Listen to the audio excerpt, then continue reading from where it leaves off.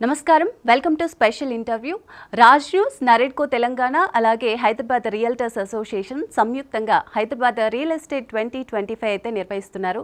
మరి హైదరాబాద్లో real estate రంగం ఏ విధంగా ఉంది, ఇది సామాన్యులకు నిజంగా అందుబాటులోనే ఉందా, ఇలాంటివన్నీ తెలియజేయడానికి ఇప్పుడు మనతో పాటు ఉన్నారు హైదరాబాద్ రియల్టర్స్ అసోసియేషన్ మెంబర్స్ తారక రంగారెడ్డి గారు అలాగే ఫనీ రాజా గారు. సో వాళ్ళని అడిగి మరిన్ని వివరాలు అయితే తెలుసుకుందాం. నమస్కారం సార్. నమస్కారం అండి. First of all thanks Raj news and మా యొక్క ఆధ్వర్యంలో అండ్ సంయుక్తంగా చేస్తున్నటువంటి నారేడ్కోతో పాటు అండ్ రాజ్ న్యూస్ అండ్ మా అసోసియేషన్ హైదరాబాద్ రియల్టర్ అసోసియేషన్ చేస్తున్నటువంటి ఈవెంట్ ఇది. సో ఫనీ గారు చెప్పినట్టు మనం జనవరిలో ఆల్రెడీ ఒక ఈవెంట్ చేస్తున్నాము. ఇప్పుడు ప్రెజెంట్గా ఇయర్ ఎండ్ కాబట్టి ఇంకొక ఈవెంట్ చేస్తున్నాము.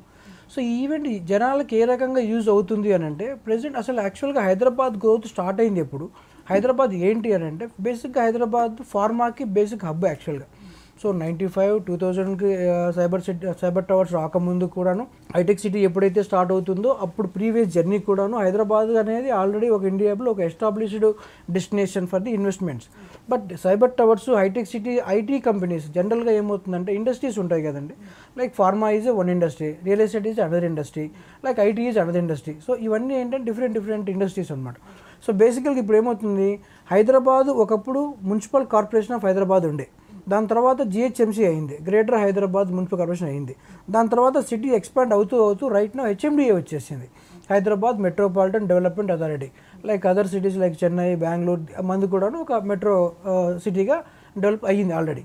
సో ఇప్పుడు MCH, GHMC, HMDA, next FCDA అంటున్నారు, future city development authority, FCDA. Like ఇప్పుడు ఏవైతే ఎగ్జిట్స్ ఉన్నాయో హైదరాబాద్ యొక్క మణిహారం అని చెప్పొచ్చు. ఖచ్చితంగా ఇండియాలో one of the best places Hyderabad చెప్పొచ్చు. దీనిలో కూడా మనకు అవుటర్ రింగ్ రోడ్ అనేది ఒక మణిహారం లాంటిది ఖచ్చితంగా. ఎందుకంటున్నానంటే connected to the Bengaluru, Chennai, north ఇండియాకి ఎక్కడికి వెళ్ళాలన్నా కూడాను this is the central place లాగా, హబ్ లాగా చెప్పొచ్చు. And that outer ring road వల్ల ఏమవుతుందంటే మొత్తం టోటల్గా 19 ఎగ్జిట్స్ ఉన్నాయి. ఏ ఎగ్జిట్లో ఏ డెవలప్మెంట్ జరగబోతుంది, ఈ ఈవెంట్లోకి వచ్చి మాట్లాడే గ్రోత్ ఆర్కిటెక్ట్స్ ఎవరైతే ఆ బ్లూ ప్రింట్ చేస్తారో ఇక్కడ ఇవి ఉంటే బాగుంటుంది, ఇక్కడ ఈ అవుటర్ రింగ్ రోడ్ ఎగ్జిట్ ఇవి ఉంటే బాగుంటుంది అని చెప్పేసి. అండ్ రీసెంట్గా ఆర్టికల్లో వచ్చింది, ఇఫ్ ఐఎమ్ నాట్ రాంగ్, ఇంతకుముందు ఫ్యాబ్ సిటీ ఉండే, రైట్ నో ఈ సిటీ తుక్కుగూడ దగ్గర ఉంది ఆ ఎగ్జిట్లో, ఎగ్జిట్ నెంబర్ 14లో. సో ఆ తుక్కుగూడని రైట్ నో దాన్ని మార్చి ఇండస్ట్రియల్ పాలసీని మార్చేసి ఐటీ ఇండస్ట్రీస్కి ఇచ్చే ఆలోచనలో గవర్నమెంట్ ఉందని తెలిసిన విషయం యాక్చువల్గా.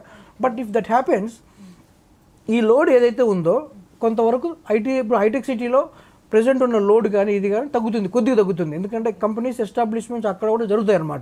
సో దానివల్ల ఏమవుతుందంటే దట్టు ఇప్పుడు మెట్రో రాబోతుంది. మెట్రో ఇక్కడ రాయదుర్గం దగ్గర నుంచి నియోపాలిస్కి రాబోతుంది. అండ్ రాయదుర్గం దగ్గర నుంచి కాకుండా సిటీ కనెక్టెడ్లో metro is going to plan expand till FCDA అంటున్నారు, లైక్ ఫ్యూచర్ సిటీ వరకు రావచ్చు అని. సో జనాలకి ఏమవుతుందంటే ఈ ఈవెంట్ వల్ల అంత నాలెడ్జ్ వస్తుంది, అంటే ఎక్కడెక్కడ ఇన్వెస్ట్ చేయాలి, ఎక్కడెక్కడ ఇన్వెస్ట్ చేస్తే ఫాస్ట్గా గ్రోత్ ఉంటుంది, ఫాస్ట్గా అమౌంట్ కూడాను రిటర్న్స్ ఎక్కువ వచ్చే అవకాశం ఉంటుంది. So for example hitech city establish చేసినప్పుడు 2000లో ఇక్కడ per square yard 500 rupees 1000 rupees per square yard ఉండే. Right now price is 2.5 lakh to 3 lakh per square yard, 3 lakh per square yard. So 1000 square yards ఆ రోజు కొని అలా వదిలేసి ఉంటే ఎగ్జాంపుల్కి ఈ రోజు that value is 30 crores. So it's huge money. So what is ఇక్కడ ఇంపార్టెంట్ ఏంటి, ఇన్ఫర్మేషన్, ఎక్కడెక్కడ ఏమి రాబోతుంది అన్నదే key matter for the investing the things అనమాట. సో ఇప్పుడు ఈ information is the new currency, so ఎక్కడ ఇన్వెస్ట్ చేస్తే amount 1x 2x 3x 5x 10x అవుతుందో ఈ ఈవెంట్లో అన్ని విషయాలని ఎవరెవరైతే ఆల్ డిపార్ట్మెంట్స్ వాళ్ళు కావచ్చు, గవర్నమెంట్ వాళ్ళు కావచ్చు, నేను చెప్పినట్టుగా మిగతా ఎక్స్పర్ట్స్ కావచ్చు, వీఆర్ గోయింగ్ టు డిస్కస్ అనమాట. So that's the importance of this event. So అందరూ ఈవెంట్లో భాగమవుతారని అంటే ఎలా భావిస్తున్నారు? డెవలపర్స్ కావచ్చు, పెట్టుబడిదారులు కావచ్చు, లేకపోతే ప్రభుత్వం నుంచి, ప్రైవేట్ నుంచి వీళ్ళందరూ ఒకే వేదికపై వస్తారు అని చెప్పి మీరు ఎలా భావిస్తున్నారు? అందరూ ఒకే వేదికపైకి రావాలి అంటే basically it's about the interest. Everyday మనం బయటకు వచ్చిన తర్వాత ఈరోజు ఏం చేస్తున్నాం, what is our present plan, what is our future plan, what exactly right now company is there, and what exactly the future projections of the company. So ఇండస్ట్రీస్లో ఉన్న వాళ్ళు అవ్వచ్చు, ఇన్వెస్టర్స్ అవ్వచ్చు, సీడ్ కంపెనీ వాళ్ళు అవ్వచ్చు, ఆల్టర్నేట్ ఇన్వెస్ట్మెంట్ ఫండ్ ఏఏఎఫ్ అంటాం basically వాళ్ళు అవ్వచ్చు, ఎవరైనా అవ్వచ్చు. ఇప్పుడు రీసెంట్గా ఎంఎస్ఎన్ బిడ్డెడ్ ది ఆక్షన్లో నియర్ రాయదుర్గం దగ్గర 177 crore per acre కొనుక్కుంది ఎగ్జాంపుల్కి. సో 177 crore per acre అక్కడ అంత వాల్యుబుల్ థింగ్స్ ఉన్నాయా? ప్రీవియస్గా జరిగినప్పుడు నియోపాలిస్లో acre price is about 100 crores per acre జరిగింది ఇది ఆక్షన్లో. అంతకు ముందు జరిగిన ఆక్షన్ అరబిందో కానీ మిగతా కంపెనీస్ కానీ సమ్ ఎక్స్ప్రెస్ అంతకన్నా తక్కువ ప్రైస్కి 40-45 crore per acre those kind of దానిలో కొన్నారు. గౌరవ బిల్డర్స్ అవ్వచ్చు, అరబిందో అవ్వచ్చు, పార్టిసిపేట్ చేసిన మిగతా బిల్డర్స్ అవ్వచ్చు కూడా.